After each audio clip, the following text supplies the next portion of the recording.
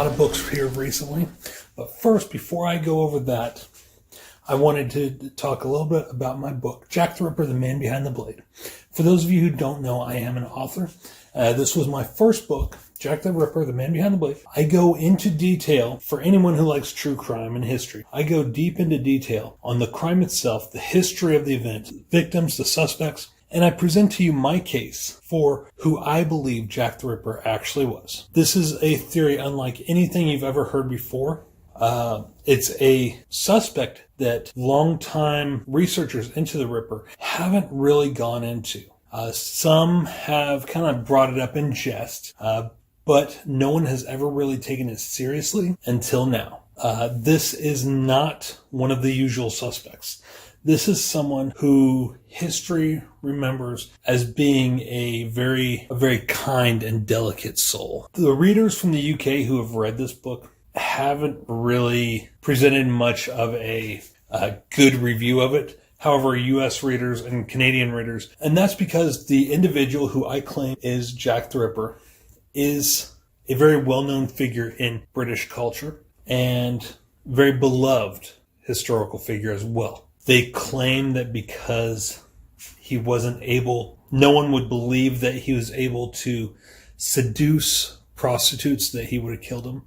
I never once state in my book that he ever tried to pick up a prostitute.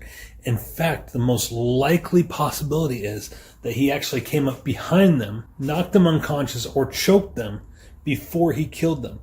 And I tell you why in the book. So make sure you check out Jack the Ripper, The Man Behind the Blade. It's available on Audible, where it's narrated by the very talented Ben Hunter. It's also on ebook, paperback, and hardcover. Also, I have 2 other books coming out for juvenile horror fans. That is HollowScreams. HollowScreams, The Day of the Dolls is out now in paper book and ebook, available on Amazon. And HollowScreams Ghost House will be coming out soon. It's currently out in ebook. It's in review right now for publication in paperback. You can find those on Amazon. You will have to type in the full title, HollowScreams Day of the Dolls, or HollowScreams Ghost House. Being that they're brand new and being that I'm not a very well-known author yet, you do have to type in the full name, or you can type in my name, S.M. Cornthwaite, Cornthwaite, and they should come up that way as well. That's for readers 7 and up. It's kind of in the lines of Are You Afraid of the Dark, the Disney Chills, and Goosebumps books. So without further ado, being that it's October, I wanted to go over my book haul with you guys. It's a very ghoulish book haul, if I do say so. First book on the list is The Ghost Studies by Brandon Masulo. I don't know if you can see it that well. There you go. New perspectives on the origins of paranormal experiences. I began listening to the audiobook of this on Scribd, and I enjoyed it, so I thought I'd buy the paperback version. Here is the description on the back. What causes ghostly experiences? Are ghosts real? Why do certain people report numerous ghostly encounters and others none? For centuries, these questions have intrigued, puzzled, and bedeviled science, skeptics, and even believers. Based on cutting-edge research and new theories, the Ghost Studies provides insight into some of life's greatest mysteries. This fascinating book is far more than a compilation of ghost stories. It provides scientific explanations for paranormal occurrences. And there's the rest of it. Oh, I'm sorry, guys. My allergies are going a little bit nuts, so I'm not really able to catch my breath as well as I would like right now. So anyway, there's that. The second book, let's go ahead and move this off to the side. I purchased this along with 3 others yesterday at Barnes & Noble. The Haunting of Ashburn House by Darcy Coates. I began reading it last night. I'm on chapter 4 now. Here's the description. There's something wrong with Ashburn House. Everyone knows about Ashburn House. They whisper that its old owner went mad, and restless ghosts still walk the halls. But when Adrian, desperate and in need of a place to stay, inherits the crumbling old mansion, she only sees it as a lifeline until darkness falls. Strange messages are etched into the walls. Furniture moves when she leaves the room, and great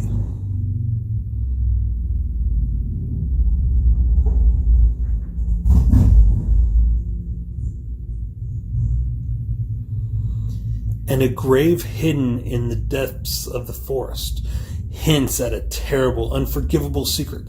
Something twisted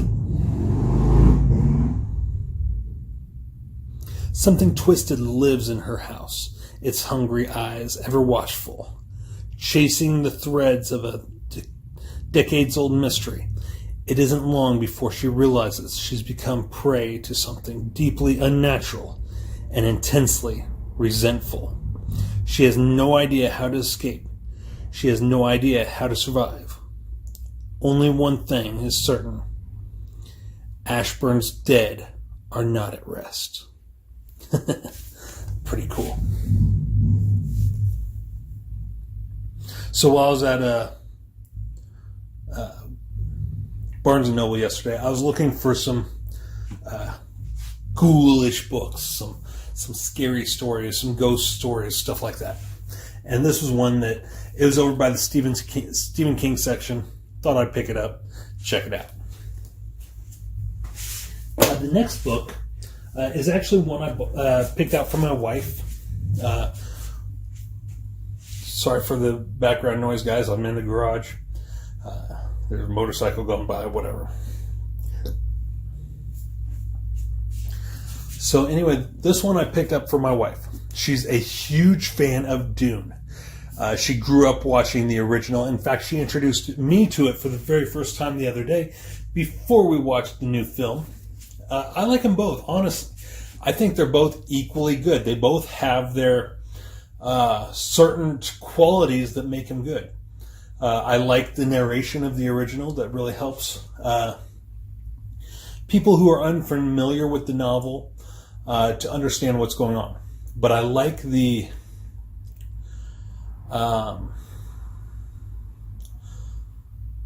more updated style of the new film. So anyway, found this. It was at the bottom of a cart, getting ready to be put on the shelves. Dune. My wife had the hardback and the graphic novel at one time. But I guess when our kids were young, they tore it up or it got lost in the move or whatever. I'm not sure. But I found this. I got it for it's the new edition of the paperback. If you have not seen either the original or the new film, I highly recommend you check them both out. I would recommend you watch the original first and then the new film, because the original, you have a better chance of understanding what's going on. But there's the description. I'm not going to read it for you because, allergies and everything's, I'm just kind of running out of breath whenever I read. So there you go. Anyway, the next book I purchased last night at Barnes & Noble. I actually forgot I had a copy of this. It's included in a 3-story book introduced by Stephen King, who did the foreword for it. It was part of a Dracula, Frankenstein, and Dr. Jekyll and Mr. Hyde book. that I completely forgot about. I thought I just had the paperback version with just this story in it, which was really thin. So I wasn't really... It didn't really look well on my shelf, so I went ahead and picked this up. The Strange Case of Dr. Jekyll and Mr. Hyde, and Other Stories by Robert Louis Stevenson. This has a gorgeous binding on it. It's like a rubbery pleather binding, but it looks gorgeous. It's got that gold printing on it. There's the side binding. There's the back. All human beings are commingled out of good and evil. Robert Louis Stevenson, The Strange Case of Dr. Jekyll and Mr. Hyde. Now, I'm not sure what all stories are in this. Let's take a look real quick. Okay, so it looks like there's the introduction. The Strange Case of Dr. Jekyll and Mr. Hyde is the first one. Other stories are Will o' the Mill, Markheim, Thrawn Janet, Olala, The Bottle Imp, The Isle of Voices, The Waif Woman, and The Body Snatcher. Also, here's the inside of the cover. Very, very gorgeously done. It's actually very reminiscent of an old Victorian era book. It's got like a glittery style page edge with a built-in bookmark.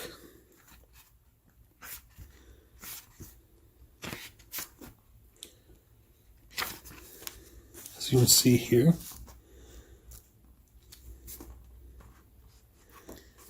fact,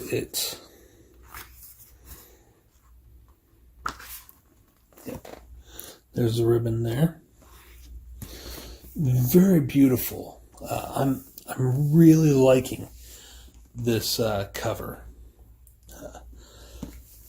There were a lot of others with similar covers at Barnes & Noble, but this is one I really wanted, so I got it.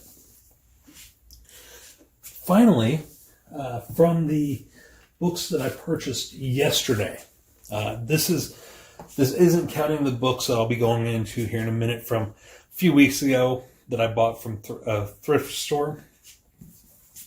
This book, while I was at Barnes & Noble, I was checking out the Stephen King section, and I saw a paperback of Salem's Lot, and I picked it up. It was about $25, $26, somewhere around there. As I was over taking a look at Dr. Jekyll and Mr. Hyde, I noticed it was the same price as Salem's Lot, but had 3 stories instead of 1. It's $25. It's Carrie, The Shining, and Salem's Lot. Nice little hornet on the cover here. Love the print, the lettering. Very nice. It's impacted from the front inward. And it looks like a leather-bound book. I'm sure it's pleather, but it looks very leathery. Here's the side.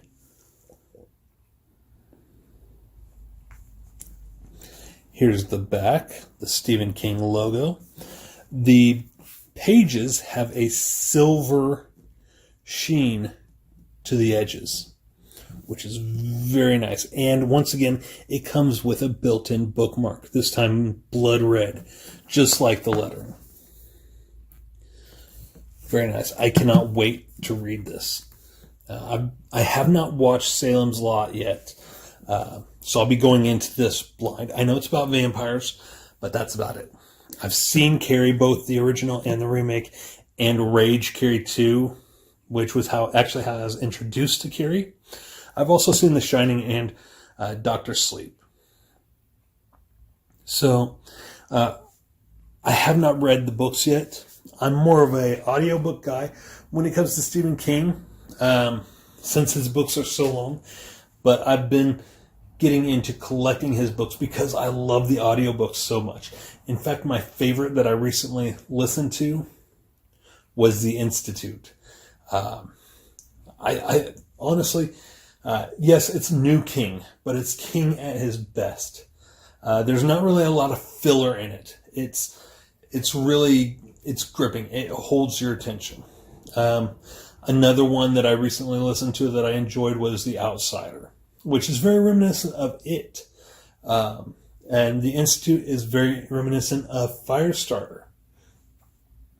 Then there was A Long Walk, which was a Bachman book that I really enjoyed as well. So yeah, I can't wait to actually read these. It'll probably be... I'm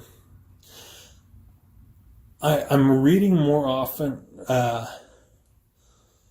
I haven't really been reading a lot lately because I've been in the process of writing so many books and going to school. I'm in my third year of college now, working on my bachelor's.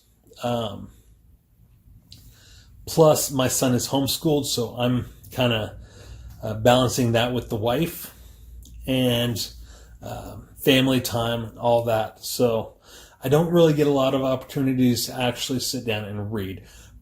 But I'm going to start reading more at night, shortly before bed. I think that's the best time, really. So let's go ahead and move this off to the side.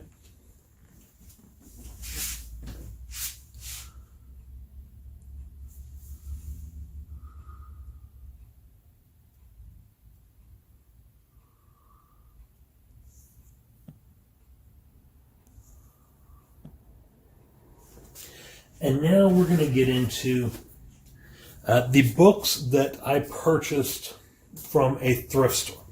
I got a ton of Stephen King books for $25, which is a hell of a bargain, considering one usually goes for anywhere between $25 to, sometimes almost $50. So starting off, the first one of these is Cujo, a novel by Stephen King, author of Firestarter.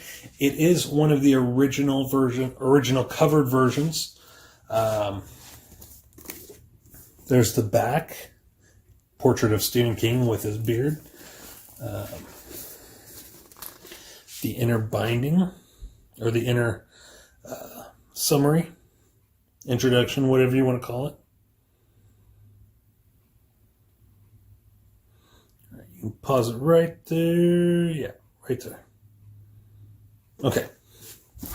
I'm not going to read all these since I got so many to go through, but there's... I think that might be Stephen King's bio. There. Okay. But let's see, what's the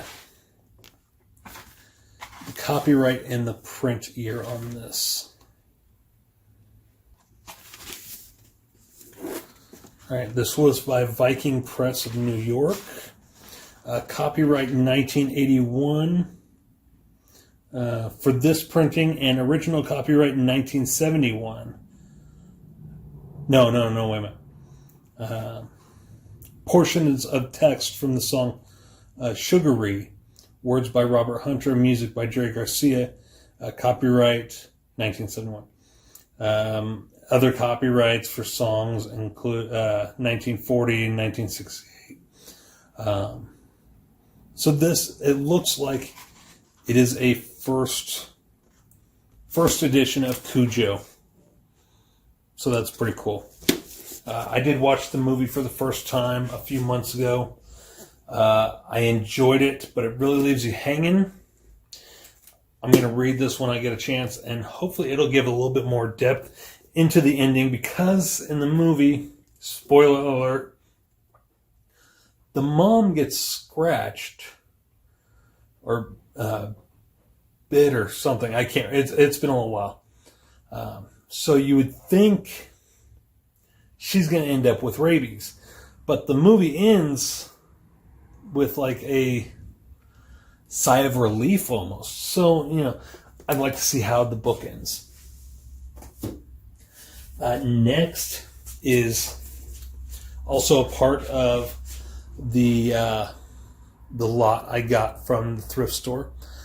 It is Thinner by Stephen King, written as Richard Bachman. I watched the movie, I think it was last winter. I wasn't that impressed with the movie, but this was part of the lot, so I got it as part of the lot for $25 total. So, not bad. If you haven't seen the movie, it's very seems low budget almost. There's the inner card. You can pause it right there if you'd like. There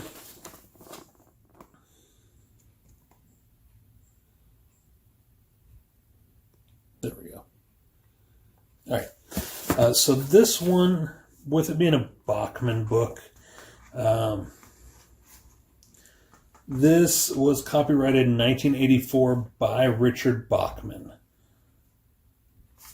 So, I'm sure the book is a lot better than the movie, simply because the movie was so low budget, very, very low quality special effects. This one is one that I saw, and as soon as I got it, I cherished it. It is the Bachman books by Stephen King, written as Richard Bachman. And the reason I cherish this so much is because it has a story in it that is no longer in print. In fact, Stephen King removed it from printing. What is that book, you may ask? Well, it is Rage.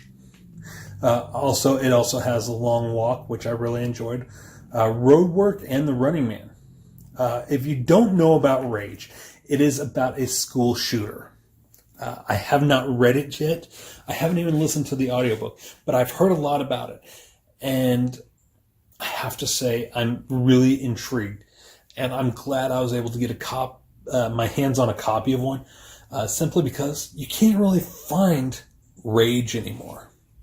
Simply because Stephen King took it out of print.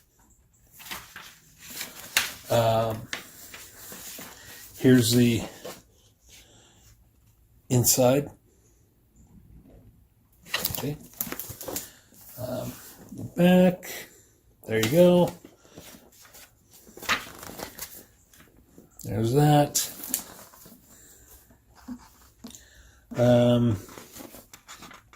Copyrights on this are 77, 79, 81, and 82. So I can't wait to start reading this. Next, I actually got 2 copies of this book.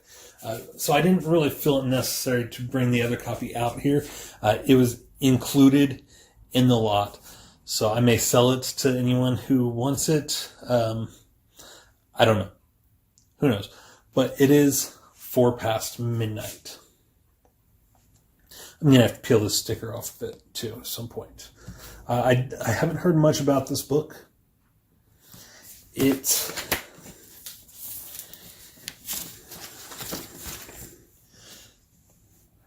There you go. If you want to pause that and read it, zoom in, whatever, read it.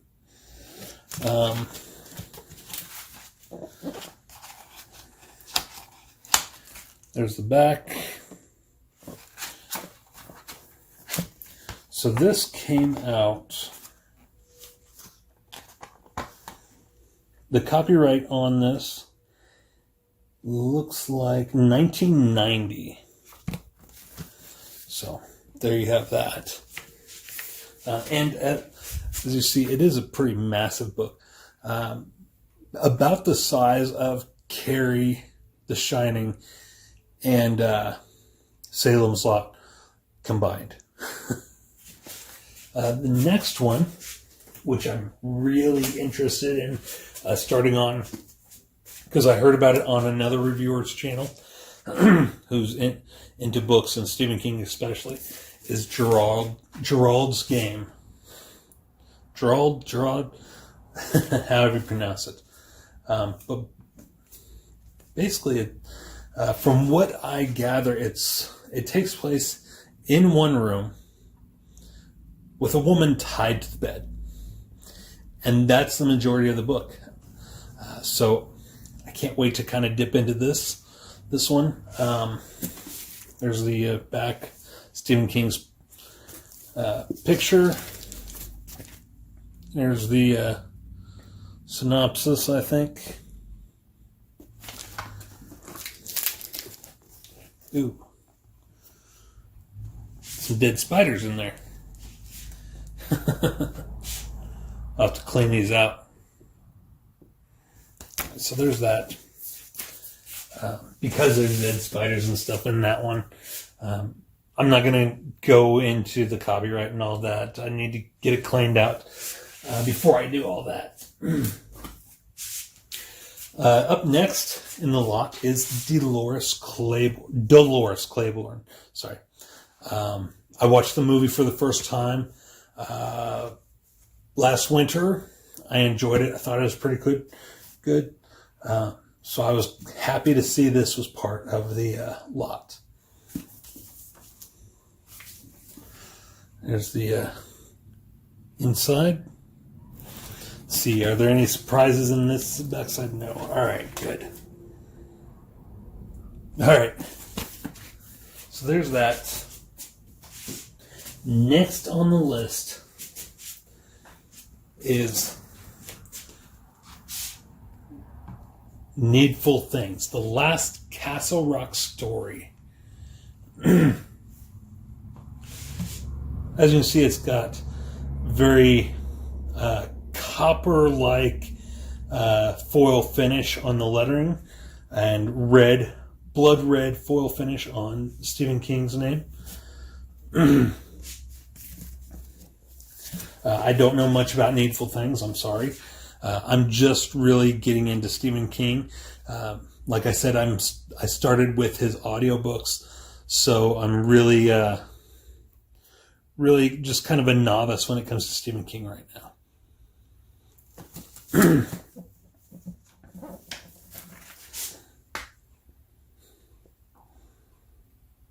Okay, so we got two more, guys. Next is the Tommyknockers. I got about halfway through this audiobook on Audible, and while I was picking my daughter up from work one night, I accidentally hit something on my Audible, and it skipped a huge chunk of the book, and I could not find where I left off. So rather than going back through, it wasn't really catching my interest anyway.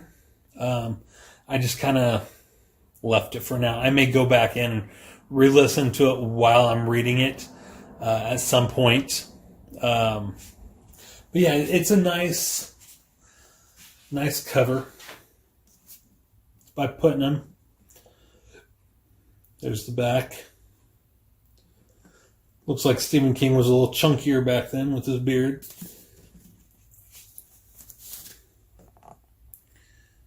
There's the inner cover. There's the back cover. All right. And then finally, we have the largest Stephen King book I have yet to come across. Insomnia. Look at how many pages that is. For comparison, let me show you. For comparison,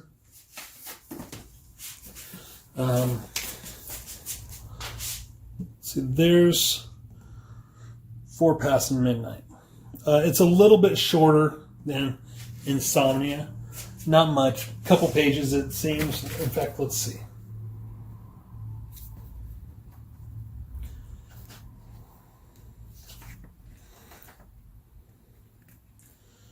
4 Past Midnight has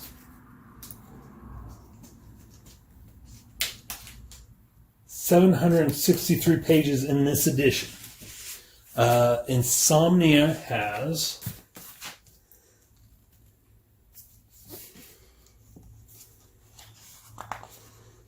a grand total of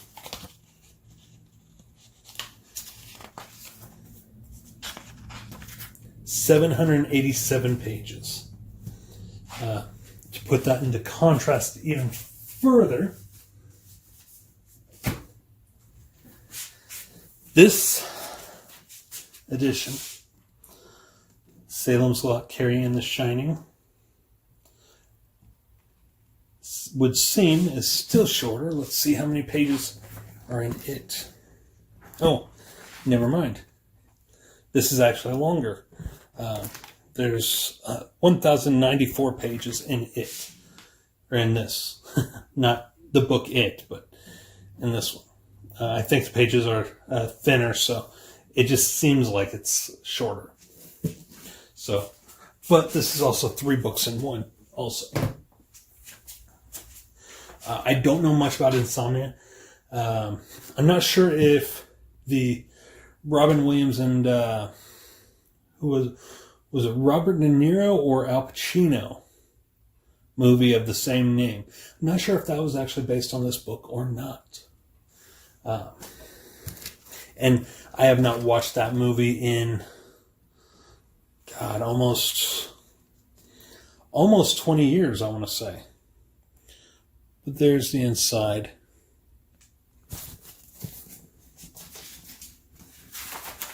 Ooh. There's the back. So.